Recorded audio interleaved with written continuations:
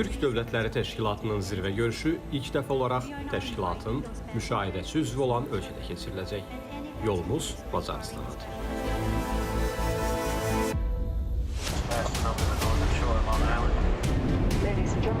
Bakıdan Budapeştə uçuş müddəti 3 saat 30 dəqiqə, əks istiqamətdə isə təqribən 3 saat. Bunun fiziki izahı var. Qərbdən şərqə doğru daimi hava axını olduğundan təyyarə bu istiqamətdə gec hərəkət edir. Son yüzilliklərdə iqtisadi artımın da eynən bu cür axını müşahidə olunurdu, qərbdən şərqə doğru. İndi isə vəziyyət dəyişir. Şərqin planetdə bütün mənalarda çəkisi artır. Həmçinin Türk dünyası.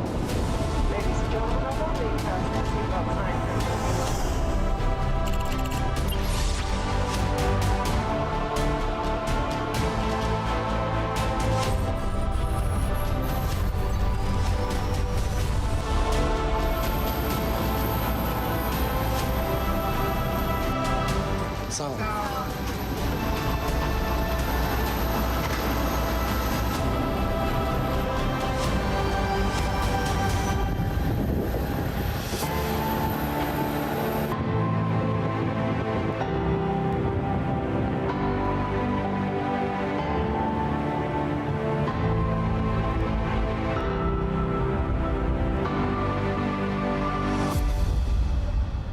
Budapeşt bizi isti qarşılayır.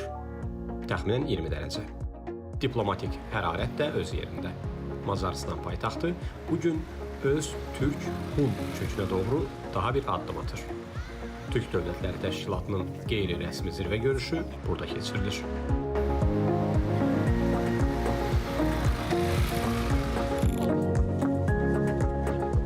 Dunay çayının üzərindəki bu körpü həm də foto həvəskarlarının sevimli məkanıdır. Macaristan paytaxtı Budapeşt qədim 3 şəhərdən ibarət olub. Buda, Peşt və Obuda. Sonra Macarlar bu şəhərləri birləşdirməyə nail olublar və Budapeşt şəhərini yaradıblar. Möhtəşəm, klassik memarlığı ilə seçilən Şərqi Avropanın ən gözəl paytaxtlarından biridir, heç şübhəsiz Budapeşt.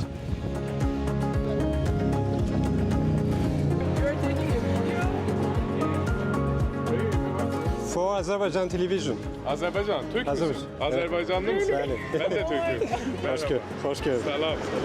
Necəsiz? Təbrizli.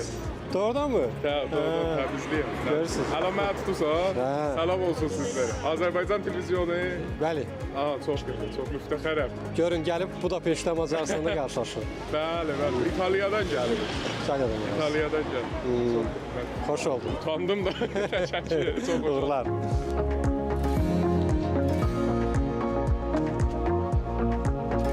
İnanırlar ki, bununla arzuları reallaşdırmaq mümkün olacaq.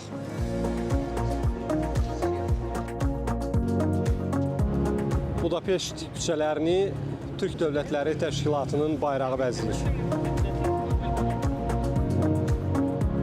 Eyni zamanda Dunay çayının üzərindəki Budapeştin rəmzi olan bu möhtəşəm körpünü. Biz avtobusla ekskursiyalar təşkil edirik. Eyni zamanda gecə-gündüz fəaliyyət göstərən çay kruzləri var. Turist avtobusu sizə şəhərin görməli yerlərini göstərir. Şəhər üçün avtobus turları təşkil edirlər. Bəs qiyməti nə qədərdir? Kruzin qiyməti Macaristan pulu ilə 5000 forint 13 avro təşkil edir.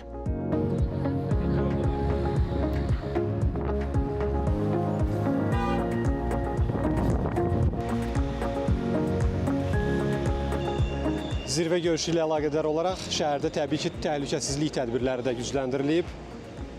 Xeyli sayda polis əməkdaşlarına, adətən olandan daha çox sayda polis əməkdaşlarına küçələrdə rast gəlmək mümkündür.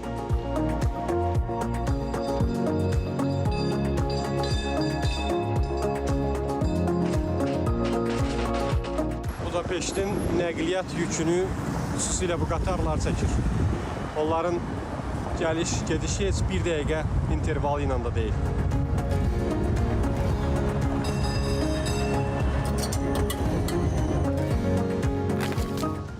Bu sağlamlıq üçündür? Bəli.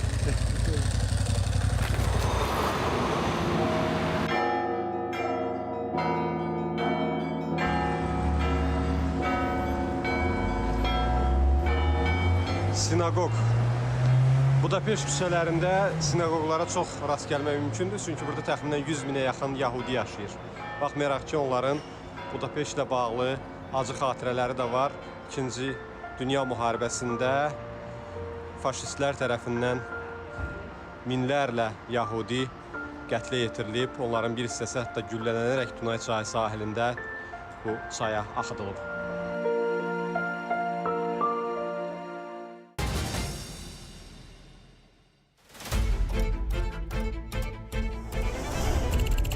Şərq və Qərbin görüş nöqtəsi. Forumun adı Macarıstanın coğrafi yerləşməsi və türk coğrafiyasının bugünkü rolu ilə sinxronluq təşkil edir. Zirvə görüşünün gündəliyinə prioritet sahələrdə əməkdaşlığı inkişaf etdirmək, regional və qlobal miqyasda dəyişikliklər, risklər və perspektivlərlə bağlı məsələlərin müzakirəsi daxildir.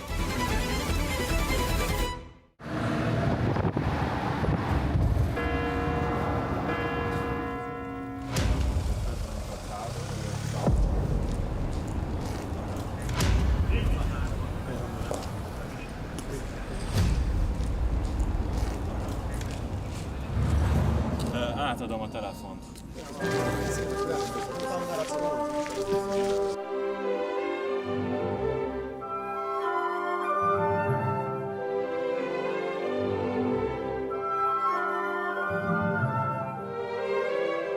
Keçmiş Buday Teatrının binası. 1800-cü ildə dahi bəstəkar Beethoven burada konsertlə çıxış edib. İndi isə burada Macarıstan baş nazirinin iqamətgahı yerləşir və bir qədər sonra Azərbaycan Prezidenti İlham Əliyevin burada bu binanın qarşısında qarşılama mərasimi gerçəkləşəcək. Macarıstan prezidenti ilə Macarıstan baş naziri qonşudur. Macarıstan prezidentinin iqamətgahı və ondan biraz aralıda, yaxınlıqda Macarıstan baş nazirinin iqamətgahı yerləşir.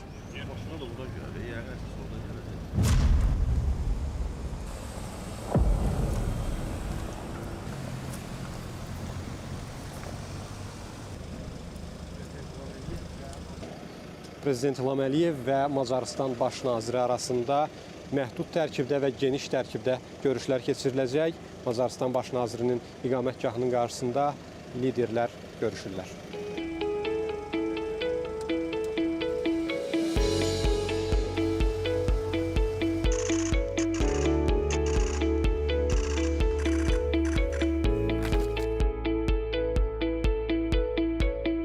Zirvə görüşündən öncə müxtəlif formatlarda müzakirələr üçün fürsət var.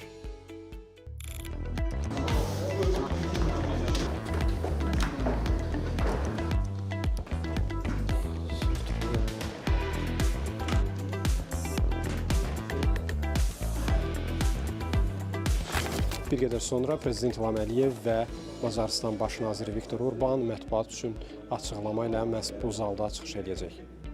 Jurnalistlər, reportyorlar, operatorlar son hazırlıqlarını görməkdədirlər.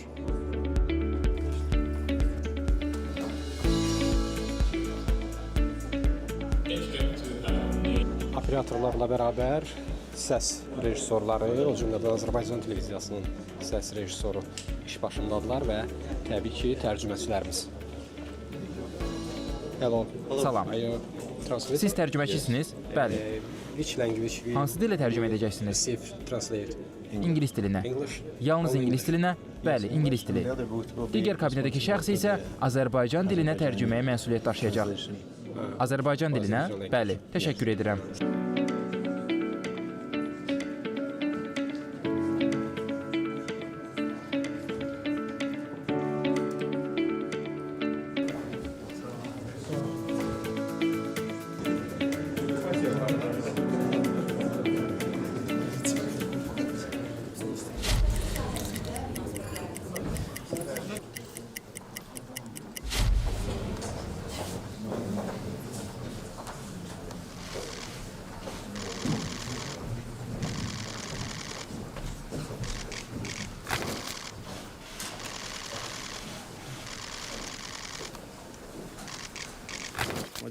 Biz bugün Macarıstanın köhnə dostunu görürük. Dostlar gündə tanınar və artıq 20 ildən artıq bir dövrdür ki, Macarıstanın qarşılaşdığı istənilən sahədə, diplomatiyada, neft-qaz sənayesində və digər bir sahədə özləşdiyi istənilən çətinliyi zamanı hər zaman Prezident Əliyev bizim yanımızda olmuşdur. Bütün başqa məsələlərdə də biz iki dost və tərəfdaş ölkə kimi birgə fəaliyyət göstəririk. Bildiyiniz kimi, sabah Macarıstanın təşəbbüsü ilə ikinci qeyri-rəsmi zirvə görüşü keçiriləcək. Birinci zirvə görüşü Şuşa şəhərində keçirilmişdi keçən il. Türk Dövlətləri Təşkilatının qeyri-rəsmi zirvə görüşlərinin keçirilməsinin təşəbbüskarı Azərbaycan olmuşdu və bu estafeti bizdən Macarıstan alıb, biz bunu alqışlayırıq. Bu bir də onu göstərir ki, Macarıstan öz tarixi köklərinə çox bağlıdır. Bizi də bu çox sevindirir. Sağ olun.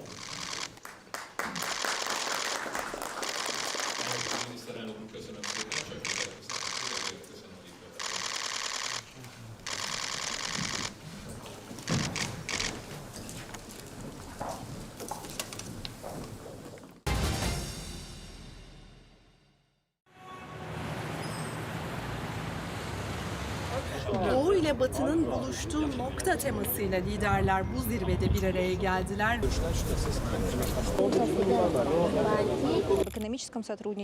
Müzakirə olunası məsələlər çoxdur.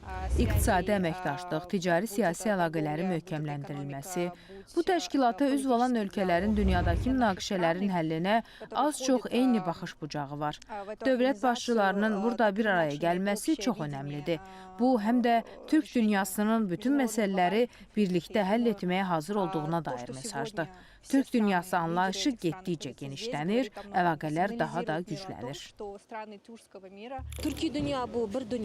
Türk dünyası bu bir dünyadır. Bir dünya, ortaq tarix, dil, din, mədəniyyət və dəyərlərdir. Türk Dövlətləri Təşkilatının bu sammiti yeni mərhələ kimi Avropada keçirilir. İlk dəfədir ki, Macarıstan müşahidəçi ölkə olsa da bu təşkilata ev sahibliyi edir. Bu böyük əhəmiyyət daşıyır. Niyə? Çünki Türk dövlətlərinin ümumi baxışlarını, fikirlərini və mövqeyini Avropada irəli sürmək qlobal əhəmiyyət kəsb edir. İlk dəfədir ki, Türk Dövlətləri Təşkilatı sammiti Avropada keçirilir. Qeyri-rəsmi görüş olsa da bizim ölkələrin prezidentləri vacib addımlar atmağa hazırdılar.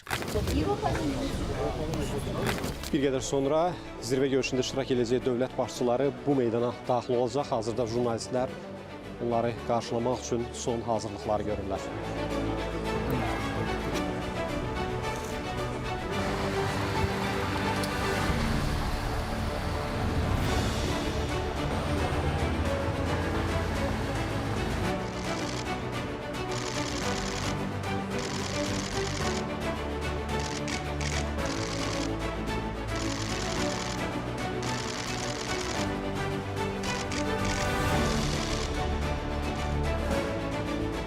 Zirvə görüşündə ev sahibi Macarıstanın baş naziri ilə yanaşı Azərbaycan, Türkiyə, Qazaxıstan, Qırğızistan və Özbəkistan liderləri iştirak edirdilər.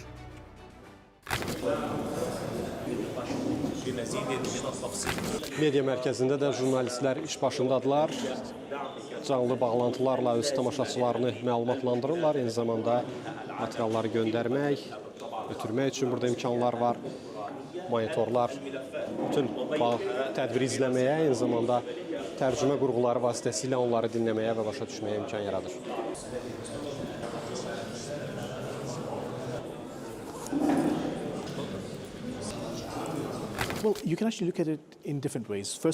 Siz bu sammitə müxtəlif aspektlərdən yanaşa bilərsiniz.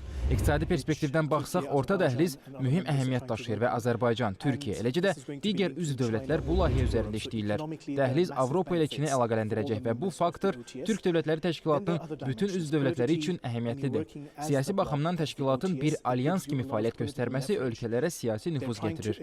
Azərbaycan prezidenti İlham Əliyev və Türkiyə prezidenti Rəcəb Tayyib Ərdoğan dəfələrlə mövcud beynəlxalq beynəlxalq düzənin ədalətsiz olduğunu vurğulayıblar. Onlar istəyirlər ki, Türk Dövlətləri Təşkilatı kifayət qədər güclü olsun və beynəlxalq sistemə daha ədalətli dəyişikliklər gətirə bilsin.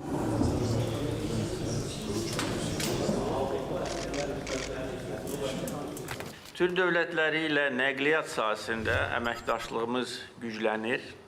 Son illər ərzində Azərbaycanda nəqliyyat infrastrukturuna, avtomobil yollarına, dəmir yolu xətlərinə, dəniz limanına, gəmi qayırma zavoduna, hava nəqliyyatına böyük həcmdə sərmayələr qoyulmuşdur. Nəticədə açıq dənizlərə çıxışı olmasa da, Azərbaycan Avrasiyanın nəqliyyat logistika mərkəzlərindən birinə çevrilmişdir. Türk dünyası yeni çağrışlara da hazır olmalı, buna adekvat addımlar atmalıdır. Türk dünyamız için stratejik önemi haiz Kafkaslar'da yaşanan gelişmeleri yakından takip ediyoruz. Can Azerbaycan'ın Ermenistan'la barış anlaşması üzerinde mutabık kalmasından memnunuz. İki ülke arasında kalıcı barış tesis edilebildiği takdirde bu durum şüphesiz Türk dünyamız için birçok fırsatı da beraberinde getirecektir. Bu noktada Muzaffer Cumhurbaşkanı aziz kardeşim Aliyev'in bölgeye barışı getirecek lider olarak tarihe geçeceğinden eminim.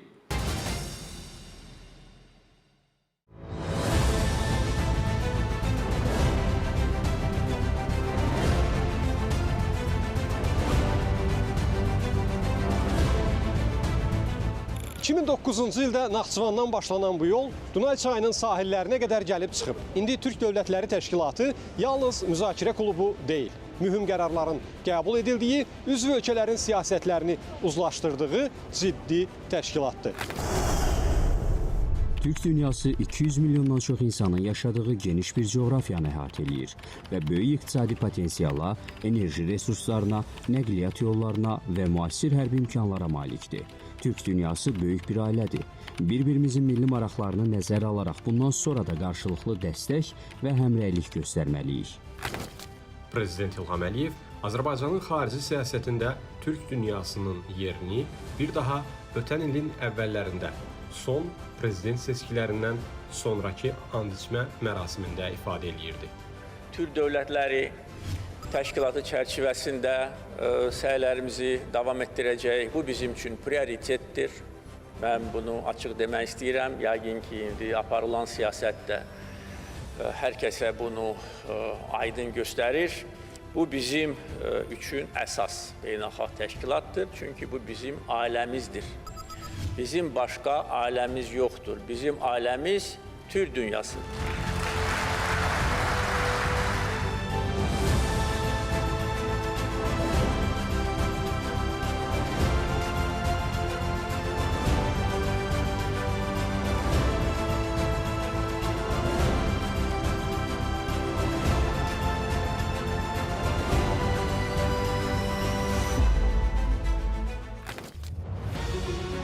Azərbaycanın təşkilatla bağlı siyasəti ardıcıl və prinsipialdır.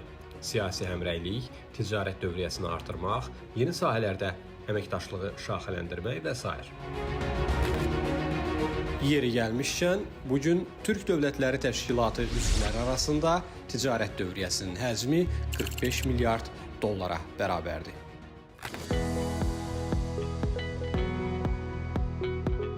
MT dövriyyəsində artım olsa da, tərəflər potensialı daha yüksək qiymətləndirirlər. Ancaq gündəlikdə yalnız iqtisadi məsələlər dayanmır. Sürətlə dəyişən geosiyasi reallıqlar Türk Dövlətləri Təşkilatı üzvlərindən də sevik reaksiya və məsləhətləşmələr tələb eləyir. Odur ki, Budapeşt samiti olduqca əhəmiyyətli idi.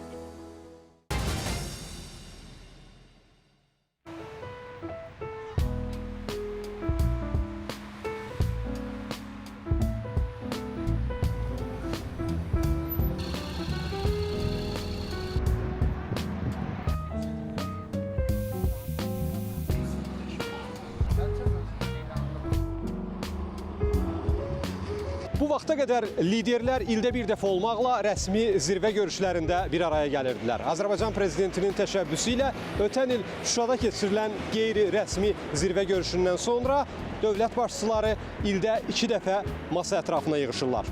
Və bu, təşkilat daxilində koordinasiya üçün olduqca mühüm əhəmiyyət kəsb eləyir. Avropa Siyasi Birliyinin Albaniyada keçirilən samitindən sonra Budapeşt zirvə görüşü də Azərbaycanın imzasının və rolunun böyük bir coğrafiyada nə qədər əhəmiyyətli olduğunu önə çıxardı. Beləliklə, Bakı küləyi yalnız Cənubi Qafqaza yeni nəfəs vermir. Onun mehini uzaq şərqdən Avropaya qədər hiss etmək mümkündür.